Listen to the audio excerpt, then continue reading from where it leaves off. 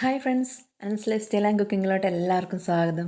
ഇന്ന് ഞാനൊരു സ്പെഷ്യൽ കടച്ചക്ക പാൽ മസാലക്കറിയായിട്ടാണ് വന്നിരിക്കുന്നത്. വേറൊന്നുമല്ല, കടച്ചക്ക തേങ്ങാപ്പാൽ പിഴിഞ്ഞ് കറി വെക്കുന്നത്.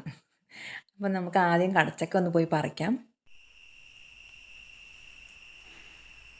നമ്മളെ വീട്ടിലുണ്ടായ കടച്ചക്ക തന്നെയാണ് കേട്ടോ.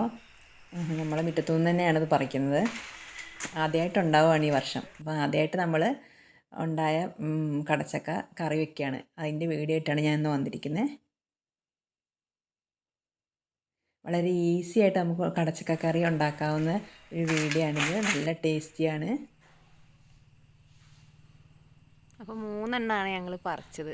വിളഞ്ഞ കേട്ടോ, നല്ലോണം വിളഞ്ഞിട്ടുണ്ട്.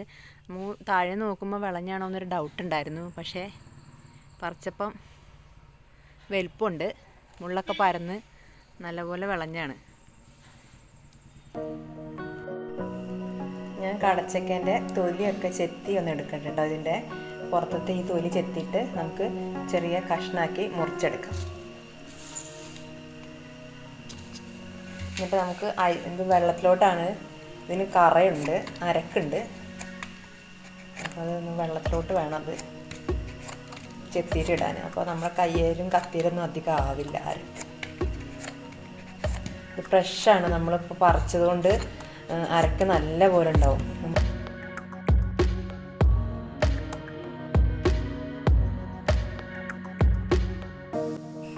ഞാൻ കടച്ചക്കയൊക്കെ തൊലി കളഞ്ഞ് എടുത്തിട്ടുണ്ട്. ഇനി നമുക്കിത് പീസാക്കി എടുക്കാം, ചെറിയ കഷ്ണാക്കി മുറിച്ചെടുക്കാം.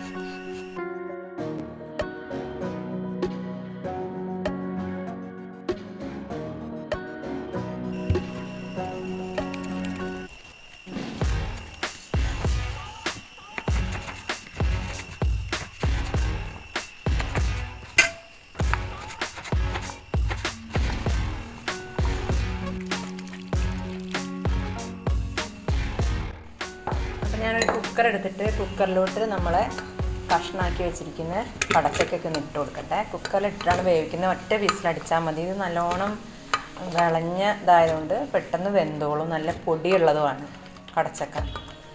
അപ്പോൾ നമ്മുടെ കടച്ചക്ക പാൽ മസാലക്കറിയാണ് ഞാൻ ഉണ്ടാക്കുന്നത്. അതിന് ഞാനിത് തേങ്ങാപ്പാലിൽ തന്നെയാണ് ഇത് വേവിച്ചെടുക്കുന്നത്.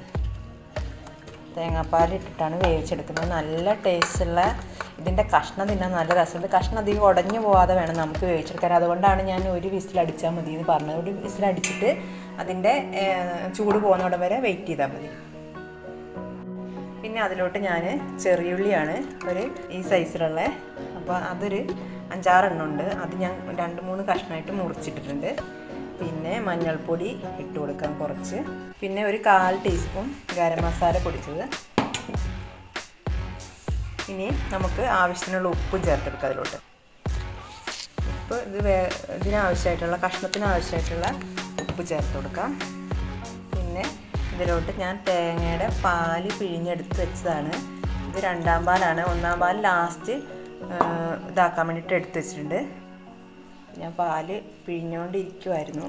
അപ്പം ഇത് വെറും വെള്ളം ഒഴിച്ചും വേവിക്കാം കേട്ടോ. തേങ്ങ കുറവുള്ളവരൊക്കെ വെറും വെള്ളം ഒഴിച്ച് വേവിച്ചിട്ട് ലാസ്റ്റ് കറി താത്ത് വെക്കാൻ നേരത്ത് കുറച്ച് തേങ്ങാപ്പാൽ ഒഴിച്ച് കൊടുത്താലും മതി.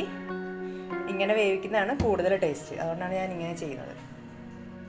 അപ്പോൾ അതിൽ കുറച്ച് കുറവുണ്ട്. അപ്പോൾ ഞാൻ അതിന് വേണ്ടിയിട്ട് കുറച്ച് വെള്ളവും കൂടി ഒഴിച്ച് കൊടുക്കുന്നത്. അപ്പം നമുക്ക് നികക്കെ വെള്ളം മതി, ഒത്തിരി വെള്ളം വേണ്ട. കഷ്ണത്തിൻ്റെ മുകളിൽ വെള്ളം നിൽക്കണ്ട, ഇത് വേകാനുള്ള വെള്ളം മതി. നമ്മളൊരു തിക്ക് കറിയാണ്, അങ്ങനെ ഒത്തിരി വെള്ളം പോലെ കിടക്കുന്ന കറിയല്ല. കറിവേപ്പിലയും കൂടി ഇട്ട് കൊടുക്കാം. കറിവേപ്പില തണ്ടോടെ ഇട്ട് കൊടുക്കുക കേട്ടോ. നമ്മളെ വീട്ടിലുണ്ടായ കറിവേപ്പില തന്നെയാണ്. അപ്പോൾ തണ്ടോടെ ഇട്ട് കൊടുക്കുകയാണ്. കറിവേപ്പില കുക്കറിൽ ഇടലെന്നൊക്കെ ചിലർ പറയുന്നേക്കാം. അപ്പോൾ ഞാനിങ്ങനെ കാണിക്കും, തണ്ടോടെ ഇടും. അപ്പം നമ്മൾ കടച്ചക്ക എല്ലാം വെന്തിരിക്കുകയാണ്. അപ്പോൾ നമുക്കിനി അതിനുള്ള മസാല ഉണ്ടാക്കാം. ചെറിയുള്ളി എടുത്തിട്ടുണ്ട്. ഒരു 10-25 ചെറിയുള്ളി ചെറിയ പീസാക്കിയിട്ട് മുറിച്ചെടുത്തിട്ടുണ്ട്. ഒരു ചെറിയ കഷ്ണം ഇഞ്ചിയും ഒരു 7-8 അല്ലി വെളുത്തുള്ളിയും ചതച്ചെടുത്തിട്ടുണ്ട്. ഒരു ചെറിയ 2 തക്കാളി, വലുതാണെങ്കിൽ ഒരെണ്ണം മതി. ഇത് നമുക്ക് വഴറ്റാം. പിന്നെ വഴിയെ പാൻ വെച്ചിട്ടുണ്ട്. പാന് ചൂടായി നമുക്ക് അതിലോട്ട് വെളിച്ചെണ്ണ ഒഴിച്ചു കൊടുക്കാം. വെളിച്ചെണ്ണയിലാണ് ഞാനിത് ഉണ്ടാക്കുന്നത്. നമുക്ക് അതിനാവശ്യമായിട്ടുള്ള വെളിച്ചെണ്ണ ഒഴിച്ചു കൊടുക്കാം. ഉള്ളിയൊക്കെ വഴന്ന് വരാൻ ആവശ്യമായിട്ടുള്ള വെളിച്ചെണ്ണ ഞാൻ ഏകദേശം 2 ടേബിൾ സ്പൂണോളം വെളിച്ചെണ്ണ ഒഴിച്ചു കൊടുത്തിട്ടുണ്ട്. എണ്ണ ചൂടായി വന്നിട്ടുണ്ട്. അതിലോട്ട് നമുക്ക് ചെറുള്ളി ഇട്ട് കൊടുക്കാം ആദ്യം.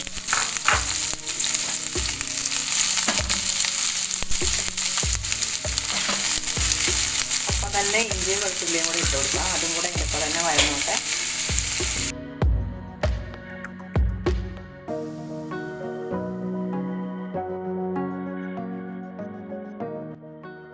ഉള്ളി ഒരുവിധം വാടി വന്നിട്ടുണ്ട്. നമുക്ക് അതിലോട്ട് തക്കാളി ഇട്ട് കൊടുക്കാം. തക്കാളിയും കൂടെ ഇതൊക്കെ നല്ലപോലെ കിടന്ന് വാടിട്ടെ.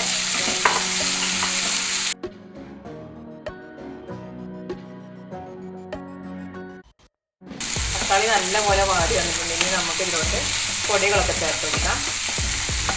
1 ടീസ്പൂൺ മഞ്ഞൾപ്പൊടി ചേർത്ത് കൊടുക്കാം. പിന്നെ നമ്മൾ ചേർത്ത് കൊടുക്കുന്നത് 1 ടേബിൾ സ്പൂൺ മല്ലിപ്പൊടിയാണ്.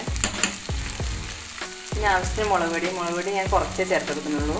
ഇവിടെ ഞാൻ പൊതുവേ കറികൾക്കൊക്കെ എരിവ് കുറവാണ്. അതുകൊണ്ട് നിങ്ങൾക്ക് ആവശ്യമുള്ള മുളക് പൊടി ചേർത്ത് കൊടുക്കാം. നല്ല എരിവ് വേണ്ടവർക്ക് 2 ടേബിൾ സ്പൂണോളം മുളക് പൊടി ചേർത്ത് കൊടുക്കാം. ഞാനിപ്പം 1 ടേബിൾ സ്പൂൺ മുളക് പൊടി ചേർത്തിട്ടുള്ളൂ. ഇത് നല്ല എരിവുള്ള മുളക് പൊടിയാണ്. പിന്നെ നമുക്ക് ഇതെല്ലാം കൂടി നല്ലപോലെ വഴറ്റിയെടുക്കാം. ഇതിൻ്റെ പച്ചമണം മാറുന്നിടം വരെ നല്ലപോലെ മൂപ്പിച്ചെടുക്കാം.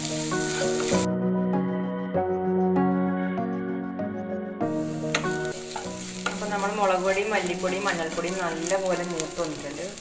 ഇത് നന്നായിട്ടിത് മൂക്കണം. അതിൻ്റെ പച്ചമണം മാറി ആ വെളിച്ചെണ്ണയിൽ കടന്ന് മൂക്കുന്നതിൻ്റെ മണം അങ്ങനെ വരണം. അതുവരെ നമ്മളിത് മൂപ്പിച്ച് കൊടുക്കണം. പിന്നെ ഒരു 1/4 ടീസ്പൂൺ ഗരം മസാല പൊടിച്ചാണ് ചേർക്കുന്നത്. ചിക്കൻ മസാല ആയാലും മതി. ഗരം മസാല കഴിഞ്ഞില്ലെന്നുണ്ടെങ്കിൽ ചിക്കൻ മസാല ചേർത്ത് കൊടുത്താലും മതി. ഇനി നമ്മൾ വേവിച്ച് വെച്ചിരിക്കുന്ന കടച്ചക്ക ഇതിലോട്ട് ഇട്ട് കൊടുക്കാം.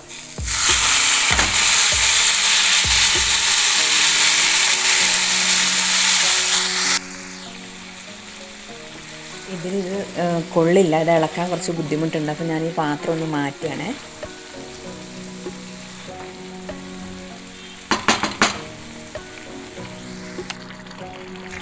ഞാൻ അധികം ഉടഞ്ഞു പോവാതെ ഇങ്ങനെ ഇളക്കി കൊടുക്കാൻ. ഉപ്പുണ്ടോ നോക്കട്ടെ. ഞാൻ ഉപ്പിട്ടങ്ങ് വേവിച്ച്. ഉപ്പ് കുറവാണ്. കുറച്ച് ഉപ്പും കൂടി ഇട്ട് കൊടുത്ത് ആ അരപ്പും നമ്മളിപ്പോൾ ചേർത്ത് കൊടുത്ത അരപ്പും എല്ലാം കൂടി ജസ്റ്റ് ഒരു 5 മിനിറ്റ് തിളയ്ക്കണം. ആ മസാല എല്ലാം കൂടി അതിലോട്ടൊക്കെ പിടിക്കണം കഷ്ണത്തിലോട്ട്. ലാസ്റ്റ് നമുക്ക് തേങ്ങാപ്പാൽ പിഴിഞ്ഞ് തേങ്ങാപ്പാൽ ഒഴിച്ചു കൊടുത്ത് കടുകും പൊട്ടിച്ച് കടുകും താളിച്ചെടുക്കാം. നല്ല മസാലയുടെ മണം വരുന്നുണ്ട് കേട്ടോ. നമ്മൾ ചിക്കനൊക്കെ തേങ്ങാപ്പാൽ പിഴിഞ്ഞ് കറി വെക്കൂലേ, ആ ടേസ്റ്റാണ് കേട്ടോ അതിന്. ചിക്കന് പകരം കടച്ചക്കയാണെന്നേ ഉള്ളൂ. കുറച്ച് ചൂടുവെള്ളം കൂടെ ഒഴിച്ച് കൊടുത്തായിരുന്നു കേട്ടോ. അല്ലാണ്ട് കുറുകിയിരിക്കുകയായിരുന്നു. അപ്പോൾ അത് നമ്മൾ ഇളക്കുന്തോറും ഇത് പൊടിഞ്ഞ് വരുന്നുണ്ട്. അതിനനുസരിച്ച് ഇത് കുറുകുന്നുണ്ട്. അപ്പോൾ ഞാൻ കുറച്ച് ചൂടുവെള്ളം കൂടെ ഒഴിച്ചിരുന്നു. ഇനി ഇത് അത്യാവശ്യം നന്നായിട്ട് തിളച്ചിട്ടുണ്ട്. മസാലയൊക്കെ പിടിച്ചിട്ടുണ്ട്. ഇനി ഞാൻ ഇതിലോട്ട് തലപ്പാൽ ഒഴിച്ച് കൊടുക്കാൻ പോവാണ്. 1 കപ്പ് പാലാണ്, അത് ഒഴിച്ച് കൊടുക്കാൻ പോവാണ്. അത് ഒഴിച്ച് കൊടുത്ത ഉടനെ നമുക്ക് താത്ത് വെക്കാം. ഒന്ന് മിക്സ് ചെയ്തിട്ട് താത്ത് വെക്കാം.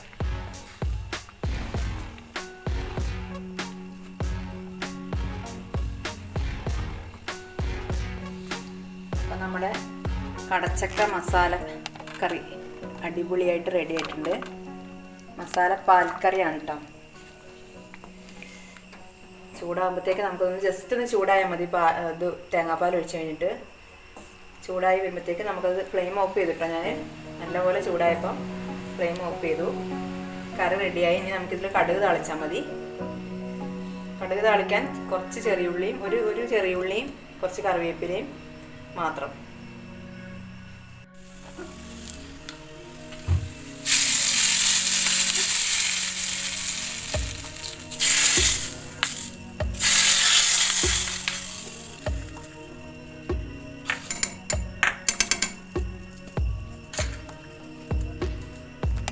അങ്ങനെ നമ്മുടെ കറി റെഡി ആയിട്ടുണ്ട്. ഞാൻ കടുക് താളിച്ച് ഒഴിച്ചിട്ടുണ്ട്.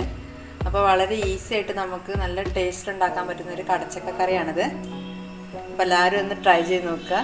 വീഡിയോ ഇഷ്ടപ്പെട്ടാൽ ഷെയർ ചെയ്ത് ലൈക്ക് ചെയ്ത് ചാനൽ ഇതുവരെ സബ്സ്ക്രൈബ് ചെയ്യാത്തവരുണ്ടെങ്കിൽ ചാനലൊന്ന് സബ്സ്ക്രൈബ് ചെയ്യണം. അപ്പോൾ ഞാൻ ഇതേപോലെ വെറൈറ്റി ആയിട്ടുള്ള വീഡിയോ ആയിട്ട് വീണ്ടും വരുന്നതായിരിക്കും. Bye bye.